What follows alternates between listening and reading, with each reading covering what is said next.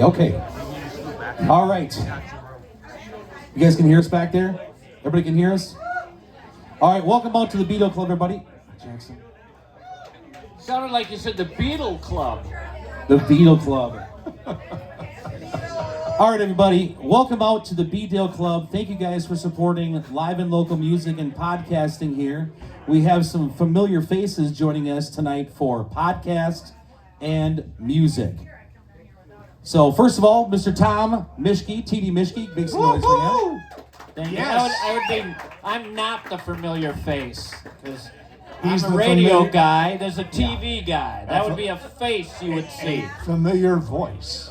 Yeah. Familiar voice. There we go. And Mr. Don Shelby is out here this evening. Hello, everyone. Thank you. Thank you very much.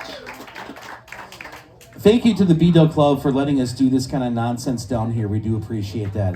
So we're doing a short podcast before our jam tonight. We have Mr. Stephen C. on piano this evening. And we have the infamous Mr. Brian K. Johnson on the basic guitar.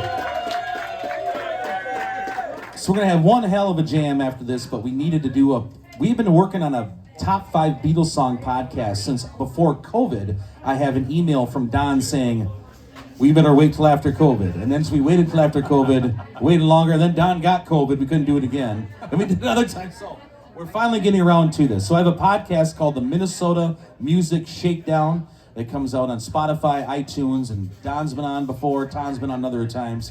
And so what we're gonna do is we're gonna talk about... What about if I can swim? Damn! That's next president of the Beatles Club, Don, so that's just mouthy. So we're going to talk about, we're each going to go around and say our top 5 Beatles songs one at a time. And then Mr. Brian K. Johnson, if you can help me with something real quick, bud. I do have a trophy for the person that has the best Beatles top 5 list. And the trophy is, I'll hand it to Brian Johnson over there, is a signed 5x7 photo of Burt Reynolds. He signed it today. And it says, top 5 Beatles songs, best list winner. Nice top 5 list, tough guy. Signed by Bert. I'm unbelievable. I have to win this. If you do win it, you can put it with the Cosmopolitan spread you have of Burt Reynolds on the bear rug. Oh, I'm never going to tell anyone that I have that. Damn it. All Okay, these so years of trust for Tommy Mischke, and he gives up my secret. well, we got to get one of those at the Beatles Club, I guess. Here, Johnson, you can take this and you can be in charge of getting the votes together if you don't mind. Okay, so how we'll start this. Here's our good friend Kyle Anderson walking in. Kyle, we love you, brother. He's vice president of the Chess Society. The recruiting for the Chess Society. Okay, so what we'll do is maybe I'll start off with my number 5 Beatles song of all time. Then we'll go to Tom. Oh, next we'll go to Don, then Tom, and say your number 5, and we'll say why we think that, and then come back until we get through our 5. And if you have a story with that, that'd be great to say why you chose that song. But if my grandmother is listening, or people from the future don't know who the Beatles are, Tom Mischke, do you mind giving us the description of who the band the Beatles were? That's really unfair. That's really unfair. Just a good 60s group, you know. Good-looking fellas. Fun to dance to. What do you mean, who were the Beatles? There's nobody we have to explain that to. Yeah, you're right. If your grandma doesn't know, she's not listening. All right, Don, if you could sum up the Beatles in a couple sentences, how would you do that? Sentence, Don. The whole career, everything, their influence on 20th century music, everything they stood for, did, accomplished. Go! They changed rock and roll completely from a CFG 145 progression to augmented chords to flugelhorns to the soprano piccolo. They started to orchestrate once they broke out of their early Germany sort of copying all of old-time rock and roll, which was John Lennon's deal. The more musical, Paul McCartney started inventing an entirely new sound, and it broke away from rock and roll and invented a whole new genre, which we are still seeing today. What about the hair? That's perfect, Don. Thank you so much. What about the hair? And the hair, the hair. Beatles swing. And I think it should just be stated, the most influential pop group in the 20th century. Easy. Easily, yes, absolutely. Okay, so I'm gonna start. They only had about 7 years. When 7 you think years. about it, Right. 7 years to do all they did. Yep. I'm gonna start with my number 5 Beatles song of all time. Johnson, what's that frequency? Somewhere in the mid-range. Oh, mid, okay, hold on. Mr. Brian K. Johnson is the Technical director and studio technical engineer. director. Okay, I think I might have got her. Okay, Turn up your highs. Turn those way back down. To unit. check. Was that better? Just cut the mids? Okay, Does all right. this- Thank does- you, Brian does- K. Johnson. Does this get edited? It does. It's live down. God damn it! No, it gets edited. We'll edit this down. Okay, so I'm gonna say my first pick of the top 5 Beatles songs of all time was a 1969 single by them, and why is because my buddy's mother was a super churchy lady, and when we play this song, she gets super pissed at us, and it's the Ballad of John and Yoko. Christ, you know it ain't easy. You don't know how hard it can be. The way things are going, they're going to crucify me. That's my number 5.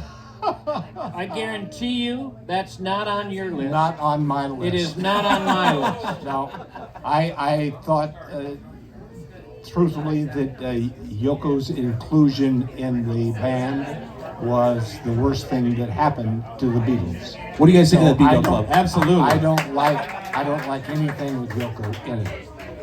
Even the title. But boy, her solo career really took off. Man. Don, what's your number 5 pick, bud? Okay, number 5 is Come Together. And I got to tell you that all of my choices post-date everything that I loved about the Beatles when I was growing up. My high school, I'm 63, 64, 65. So they were on the scene. They were trying to have an impact. And I rejected the Beatles because I was a rhythm and blues guy and a Motown guy, Stax, Volt, Atlantic. And that was the music I listened to because I listened to WLAC radio in Nashville, Tennessee, that was an all-black station. And I just loved rhythm and blues. And I thought that the Beatles were stealing from the Isley Brothers. I thought they were stealing their covers, their rock and roll covers. And so I rejected them for the rest of my high school career, although I went to my prom with a Beatles wig. There you go. But I'll just tell you, they grew on me, and then I grew to love them. So it's not like I reject them. So Come Together is number 5. Excellent choice. Mr. T.D. Mischke, Tom Mischke, what's your number 5, Am brother? I obligated with these 5 to have them in 5, 4, 3, 2, 1, as in I'm supposed to end with the best? Because I thought these Let's were say just yes. our top 5. Oh, it doesn't matter. What do you guys Okay. think? Should be the best one be number 1? Yes, Oh number 1. man, Okay. we have to have a number 1. All right, well then my 5th one, I think it's going to sound a little ridiculous, but it makes sense within the 5. So I picked Saw Her Standing There as the 5th. Now, and there's a reason for that, because the story with the Beatles obviously is their later stuff becomes what they're most known for, but yeah, hey, that's great. Let's get you up here later. Yeah. But I needed to have at least one song that was a hard rock and roll song. That's my favorite true rock and roll song of theirs. And then also, I love that they skipped school. They skipped school that day. They went home to Paul McCartney's living room and they sat together and they wrote together. After 1965, they didn't write together much anymore. They wrote individually. But this was still in the time when they'd get together at one of the two houses and sit and write.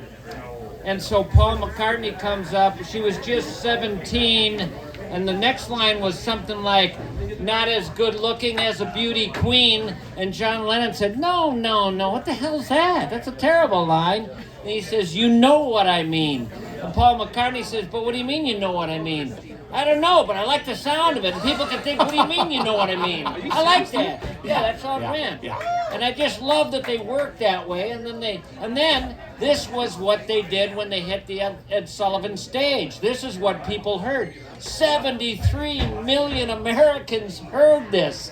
And I just think of that impact. First of all, I don't think there's ever been 73 million Americans that have seen anything, all together like that at one showing. So that's... There weren't that many televisions in America. Yeah, it's wild. So that's the one I'm going with.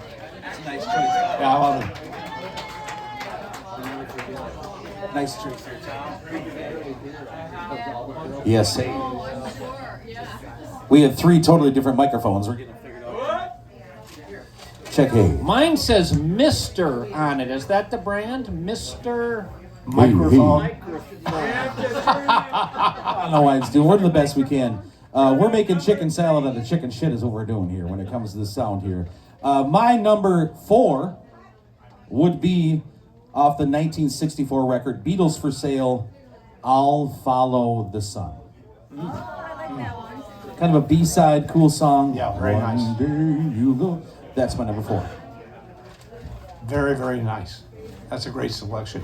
And when Tommy mentioned these early songs, it has the same effect on me as the smell of burning leaves in the autumn.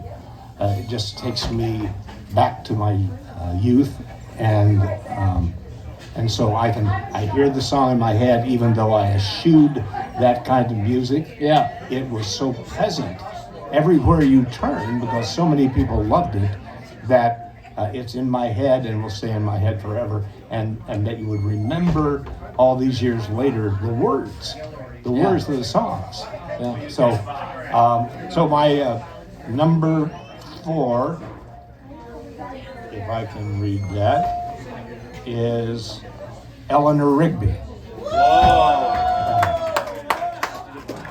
And because it was one of the things where Paul McCartney began to sprout in his expression in music, and a strange timing structure, chord changes that weren't real rock and roll music. And why that song became number 1 while you were listening to Motown. Motown was like number 2, and that was an impressive accomplishment for Motown. But how did all of the youth like that record by the Supremes, Baby Love, and then how did they like Eleanor Rigby, which was poetic and required listening and decoding at the same time? What was the year on Eleanor Rigby? 1971. No, they had broken up by then. It couldn't have been that. They were done by 70. But I am curious to know if it might have had a little bit of a Dylan influence, because their writing changed a lot after hearing Dylan. Right. Yeah. And it changed a lot after hearing the Beach Boys' Pet Sounds. Yeah, right. So well, music changed a lot, In fact, Sgt. Pepper was an answer to the Beach Boys' Pet Sounds, and they thought it was that Brian Wilson was some kind of alien. And not in immigration terms. They thought he was from another planet. Right. That he could create these harmonies. Yeah. 1966. 1966. Thank you. Wow, Thank that's you. early. Yeah. I looked it up too just because I know. All right, my next one. Here Comes the Sun. Yes. Yes. And I think what's really interesting about Here Comes the Sun is he wrote it, George Harrison wrote it in Eric Clapton's garden. They grabbed a couple guitars. It was a beautiful spring day after a long winter. They're sitting in Eric Clapton's garden, and George Harrison sits down and starts writing it. And Clapton said he literally watched him write the whole song. And man, what a historic moment to be a witness to. He wrote the whole song, but it's one of those songs that just there's. At a time when a lot of guys were writing protest songs, a lot of guys were writing kind of jaded songs and songs that were a little depressing. It was such an upbeat, happy tune. It wasn't an upbeat, happy tune, and I think I know why he was so happy, because he was clocking Eric Clapton's wife at the time, and that's the reason he went to the house. Patty Boyd. And then Patty Boyd ends up divorcing Clapton and marrying George Harrison. And so, but they remained after probably 3 years. They were still remained best buddies and would go to events and parties together. And Patty would be there, who used to be Clapton's wife and was Harrison's wife. It's all done. It sounds like a story at the Beatles Club. What wife swapping are you referring to, Mark, that's going on out there? I don't know what that's in. Russell would know. Oh, what? Where is Russell? There he is. What do you want? Next Thursday's the big wife swapping night here. Brings a whole new meaning to 2 for 1. All right. Well, thank you guys. I'm going to move on to my number 3. Number three. Number 3. This is off their 1970 record, Let It Be.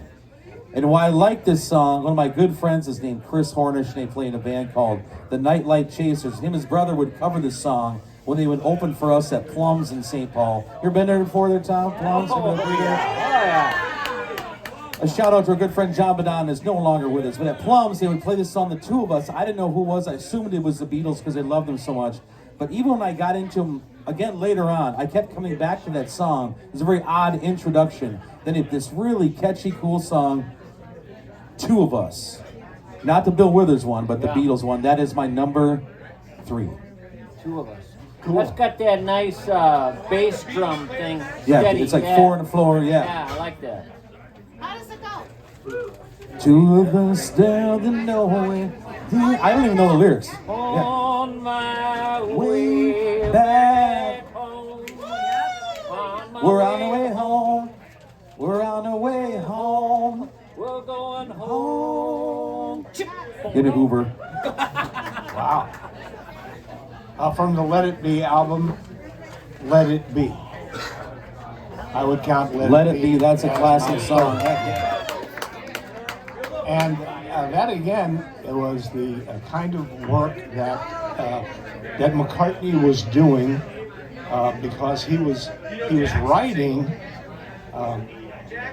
When I have to drop a thing. I spent 2 days with him interviewing him, and I asked him, when he writes these songs, and he's putting the chords and the lyrics together, does he hear his own voice say the song? Is he writing for himself? And he looked at me and he said, "How did you know how to ask that question?" And I said, I don't know, I'm inspired. You change the way you sing when you sing these songs.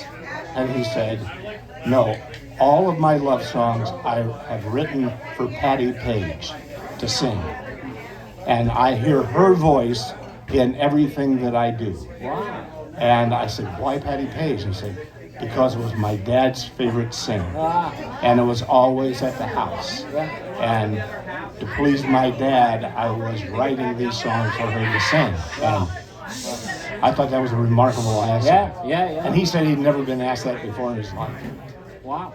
So Don, how did you get that job? Talking to Paul McCartney, how did you get that gig in the first place? There was, what was that local company that rented videotapes? What was that called? That stores all over Blockbuster. Blockbuster. And that was a Minnesota company. Blockbuster was sponsoring his world tour. And he had already stated he was not going to do any press. He would do a gang bang with all the people in, and he would just answer questions, but not any one-on-ones. So we squeezed Blockbuster, who was one of our clients and a sponsor of his tour, to please tell him that we want the interview when it comes to the Metrodome. He said, only if I can meet him, and I'll make the judgment then. So the station flew Barbara, my wife, and I down to, I think it was either Orlando or Miami, and they had 27 semis outside. It looked like a Super Bowl television hookup. And he walked right by, when he came in the room where they were relaxing with his manager, he walked right by me and went directly to Barbara.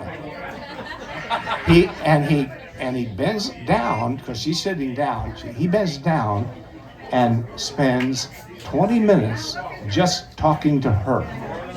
And it just so happened that she was in love with the cute one, because we were the same age, and she couldn't believe that he was so kind and so solicitous of how she was doing.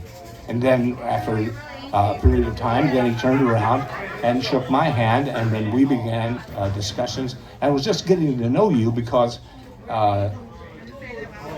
he went he went into the, whatever the bowl was, the orange bowl, and no one was in there, but it was empty, and all the chairs were set up. And he said, what did you come for the sound check? And so Barbara and I sat in the front row, and he did 16 bars of every song in the set list that he was going to do that night. And he would finish, whatever, Eleanor Rigby, and then he'd go, how did that sound? He would ask Barbara. You know, thumbs up. She has absolutely no musical knowledge. That sounded great. That was the greatest thing I've ever heard. And so when it came for the performance time, I sat there, and Graham Nash was next to me on one side, Barbara was on the other side, and over here was Mike Love from the Beach Boys. And I thought, how the luckiest man in the world. How did I get this job? I'll say. It's just unbelievable. And so he said yes. We spent another day together and just talked about things that were not common to him. Because I imagined at that time he was the most interviewed person in the history of the world. He had been interviewed more times than anybody, including presidents of the United States. And everybody builds tapes, so they know a question is coming their way. They know how to answer that question. They kind of press a playback, and the answer comes out. And the trick is interviewing is to try to get them to think that's a question they haven't answered before. Right. So all of my questions to Paul McCartney had nothing to do with Apple, had nothing to do with Abbey Road, had nothing to do with any of that. They were just personal questions about his dad, questions about his mom, questions about where he learned how to play 54 different instruments, and what kind of brain it takes to master that. And I asked him, I said, in Strawberry Fields, there's an opening in Strawberry Fields, and it's a a horn, it's brass, I know, but it's never been used in any rock and roll ever. And this would led to that question: that who gave you the permission to mess up rock and roll? But he had listened to a concert on the Victrola at his house, his dad mom's house. Then he brought the record into George Martin and played it and went, "What's that sound? What's that sound?" And he said, "It's a flugelhorn." And he said, "Okay." And he sat down and wrote the parts for a flugelhorn, and then he started using French horns and things like that. So those were the kinds of questions that just getting to know you. And then the word came back to CCO. Paul McCartney has agreed to one interview for this world tour, and it would be at the Metrodome.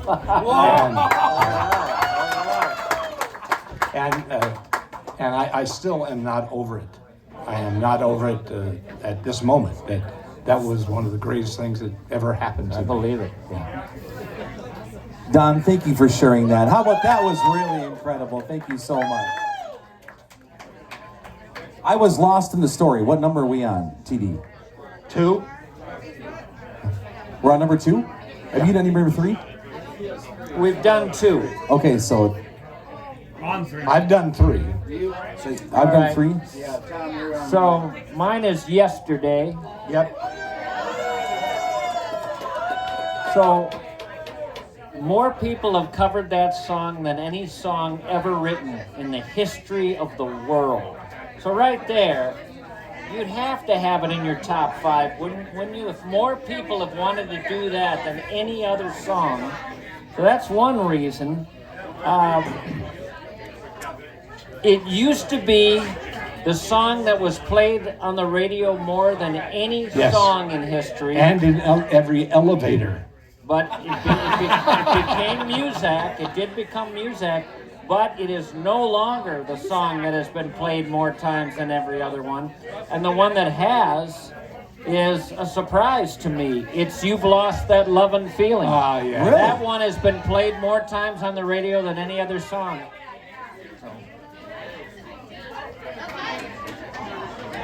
By the way, Yesterday was the very first time a Beatle played a song by himself. Up until then, the group played. But with Yesterday, it was just Paul. And I it did was not know also a song that brought an older audience. It was the first time kids could play a song for their parents, and their parents would say, "I kind of like that." Never thought of that. Mishki, you're the best. Thank you, brother. So we've done 3. Okay, my number 2, or whatever it would be 4, or whatever. Number 2 would be, right? We're on a countdown. number to 2. one. Yep, Number yep. 2. I'm talking about this one is not really particular because of their original version of it. This is off their 1968 White album, or the Beatles. Revolution number 9. No. I fell in love with this song because of one of my favorite female singers of all time is Alison Krauss. Yes. And I heard her, she put this on a greatest hits of hers. And it just stuck with me. That's one of the best songs I've ever heard in my entire life. She sings it so beautiful, and they got the banjo, and they have the fiddle, and it's just so endearing. I listened to it today driving around, like, this is one of the best songs I've ever heard in my entire life. And here was a Paul McCartney song off the White record. And she does it she does her artistic license with it, does a very nice job with it. But because of that, I'm putting it on my top 5. It's a song called I Will. I cannot believe you have named a Beatles song I've never heard of. I We'll play it on a will. break. I will. Who knows how long I've loved you? Oh, you know okay. I'll love you Oh, okay, I didn't know that was the Must I song. wait in a long Okay. lifetime? You want me to, I will. Yeah, that's my number 2. Okay. Donna, what's your number 2 there, brother? My number 2 is Imagine. And Wait a minute, that is not a Beatles song. Start the car. You're cheating. I also added another not Beatles song, but a Beatles singer Yeah. because the musicality and the orchestration when McCartney came into his full sort of professorship. It was Wings and it was Live or Let Die. Oh boy. An unbelievable piece of music, and I believe that Leonard Bernstein said the best piece of modern music ever written was Good Vibrations by the Beach Boys, and he was comparing that to Dvorak and Rubinstein, Tchaikovsky, and he changed that when Live or Let Die came out, because it had so many tempo changes, so much coloration. It was just a beautiful thing. But I know that it's not authentically, but I'm still picking Imagine because it's still considered, they'll say it's a Beatles song. Well, if you're picking that, then I feel perfectly okay switching my song and going with Hank Williams, I'm So Lonesome I Could Cry. You're out of bounds. Didn't get both feet in. Don, I love that story, my friend. The Vikings scored and I Vikings scored and pass around shots. Okay. Wow, this is great. Hey, while you were talking to me, they scored again. Oh, they did.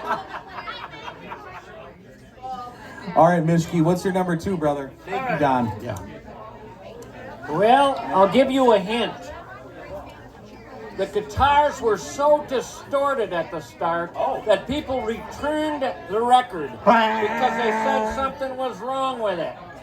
Why was it distorted? Because the Beatles had decided to plug the guitar directly into the mixing board, something nobody did, and created the most distorted sound, and people just flipped out. I'm talking about Revolution. Yeah. John desperately wanted Revolution to be the first A-side ever put out by their new company, Apple. And he begged Paul. But Paul had another song, which I'm going to go ahead and name because it's my number 1 Go ahead, song. bring it back that way. Yep. Paul said, no, I got one a little better than yours called Hey Jude. Oh, boy.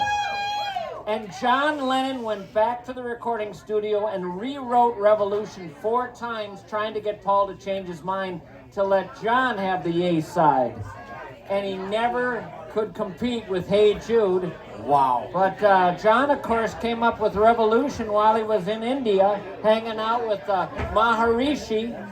And he sang the entire song for that recording lying on his back, because he wanted a different sound out of his voice. Oh my God, I'm That learning whole so sound much is shit. John Lennon on his back.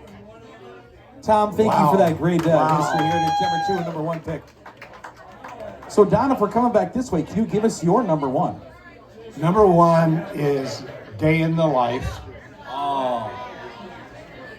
I think that's, it's their best work for orchestration, for musicality, and Who gets credit for that one? that one was credited to both of them. No, but who really wrote it? Well, my suspicion, I don't know. My suspicion is that McCartney wrote it Okay. because it has that tempo. And it has those key changes that you don't expect. So what I'm saying is, when I started out saying the CFG progression dominated, or the 1-4-5 progression dominated all of rock and roll, and he was putting in 13th sus, nines. He was putting in sustained chords, dissonance. He was just allowing his brain to hear sounds that otherwise would never connect, but he found ways by changing keys to allow all of that music to work. And I just fascinated by his musicology. Great song. Great song. Great choice, Don. That's awesome, man. And my number one, before we give our finals, Mr. Brian Johnson, are you talk amongst here and figure out who wins the trophy for the best list. My number one is a mixture of the songs that's kind of is in the same vein as Don's song, but off their Abbey Road 1969 record, Golden Slumbers, and to carry that weight into the end. Great song. It's just a progression of some of the catchiest music I have heard from a childhood till now. I listened to it today, and I still get goosebumps. And I don't know who he's directing his lyrics toward every time, but it's literally providential. It's like this just beautiful soul song, and it ends with a wonderful line. And in the end, all you take is a love you, equal to the love you make. You guys know. Right. So that's my number one. Nice one. Very good choice. Nice one, Mark. Yeah. So maybe we should do an audience participation. So who gets the Johnson? Can you hold up the trophy? This isn't signed. Burt Reynolds. A signed motherfucking Burt Reynolds autograph picture here, Mike. Wow. Who thinks that I should win? Oh, recap the songs, yes. My top five were Ballad of John and Yoko, I'll Follow the Sun, The Two of Us, I Will, and Golden Slumbers.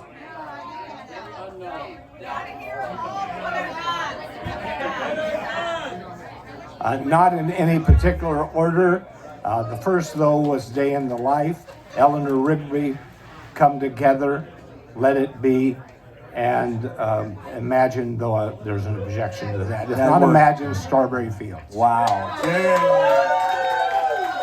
Sorry, Mark. Sorry, Mark.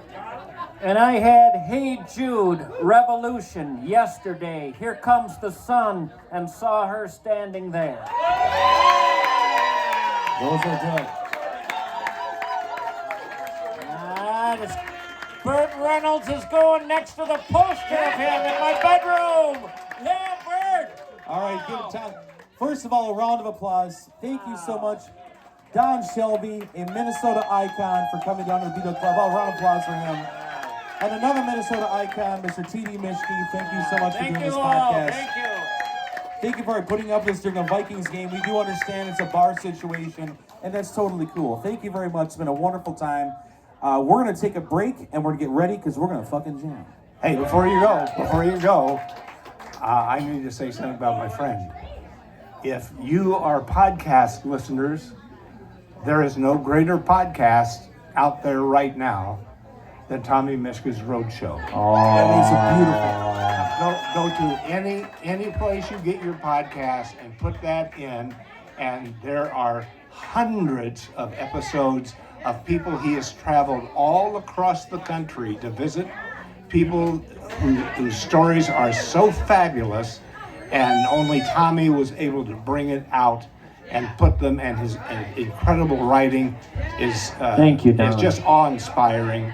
He's one of the greatest writers in the country today, and to be able to bring you in on a podcast and take you with him on the road to meet these wonderful people, please put Thank you. on your podcast list the Road Show. Tommy And Mishka. Tom also recently released a book, and his podcasts go from scary to just insightful. I had to call him, I think it was maybe a couple years ago. He did one on Jack Kerouac. One of my best friends in the world, Chris Monette, is back there.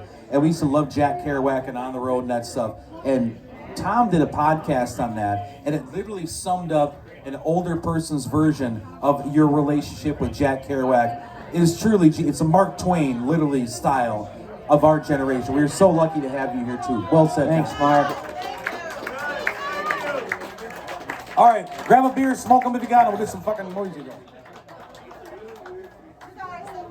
Dale Roseville, Minnesota.